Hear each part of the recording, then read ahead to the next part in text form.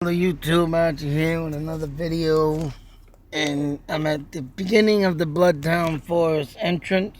As you can see, they've been doing some clearing out of the land here, and due to the comment I got on my last video on this area, it's been the story that has been brought to my attention that was not in any of my Indian get out of here. Was not into any of my Indian searches with the Great Powwow book. Now, I had mentioned that the Bloodtown Forest, if anything, due to the fact that if you go on Shadowlands, just a little update reminder on that they will tell you of a man of Arthur blood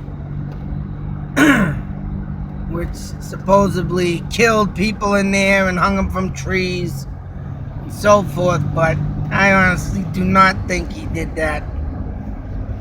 If anybody that was donating land to the town of Lancaster, I don't think they were cold-blooded killers, unless he had some secret life, but I don't think that's the question. And if there is any type of hanging or bodies seen at night in there, I say it's from the Indians throughout the King Philip War and so forth. And like I said, the reason why I start up this video again, gonna bring you around a loop to show you what this comment had been mentioned by my new consultant, Big John. Appreciate everything that is said in comments and stories. I guess he had lived here during his younger ages. Of course, rode through these woods like everybody else does, dirt bikes, four-wheelers, whatnot. But he literally went to school in this town, and he had read a lot of stories from the schools. And just like I say in all my videos about all the Indians, and when people talk of these Indians, they call them savages, they call them beasts, they call them insane, crazy, sick, you know, everything under the sun, but they do not disclaim what they really are, and they're true down-to-earth people. And that's the story of my journey, of my stories that I'm doing, is bringing you to the truth that Indians are not savages, they're just people like you and me. Back then, they were only defending their land that was getting stolen. And as you can see, people today complaining about the refugees, therefore, it already happened 500 years ago with the Indians. So, anyways, Big John had said that there was a part of my story of the King Philip War I've been going over. Of course, my journey's not done with it. I still have a lot of places I need to go. But this one now is a new one that was not in the book, like I said. And a woman named Mary had moved here back in like 1656. And with her family, her husband, and 3 children, but I think the first Mary died, so she did have 4. But during the King Philip War, she was kidnapped and held for ransom. For 11 months, she went through, and I can guarantee that the Indians nagged her through these woods, carried her out through these woods, because like I said, these woods are a big, huge part because of the fact that this is George Hill Road we're coming up on.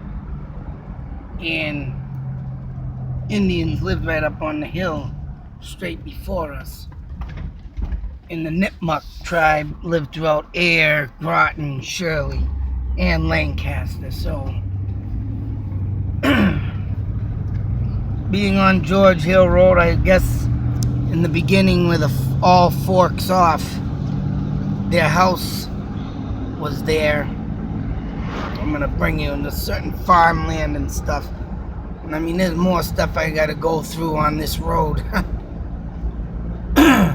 which another piece would be on a guru place that exists here. I have to go over that one on another day. Like I say, down here at the bottom of the hill, we're going to come up to some open farmland.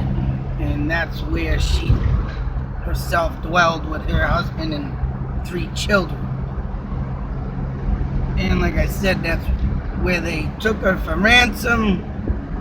And when the colonists got up all the money from Boston, they went to the, the founders out there, whatnot, forefathers or whatnot, or the government, whatever they call them back then, I forget.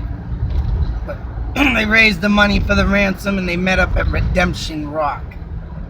And that is a base camp for King Philip War.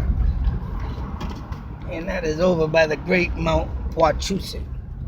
In this area, I'm going to have to turn around because I got people up my ass. People all over the place. Man, you'd think people these days wouldn't be driving out here. Jesus Christ. Got fucking traffic jams going on. In the mix of this area is the farmland where they once had their house, I believe. So I think it's over here where this fence. And this, like I said, up in here, had to defend their land. There's supposed to be a rock somewhere around this road, which I went down this morning to, see it, but for sure. Or maybe over in this area because there is open field, but like I said, these farmlands and open fields were like Indian stomping grounds to catch food and stuff. But of course, when the settlers came along, they took all over the land, like I said. So, down this road, back there, through the intersection. And like I said, I believe they brought her through the Bloodtown Forest, as it is called now. Because they did a lot of traveling through that due to the white man not wanting to go in there. But, of course, they're probably scared of the Indians all the time when they run in the woods because they don't know what they're going to come up with an ambush. But other than that, that's that story. I thank Big John once again for telling me that, giving a little insight, like I said, of it. So, till that next video, many more to come. To go over some other comments in another video about some stuff that has come up about Indians and urban legends, they call it. But until that next video, be safe, take care, out.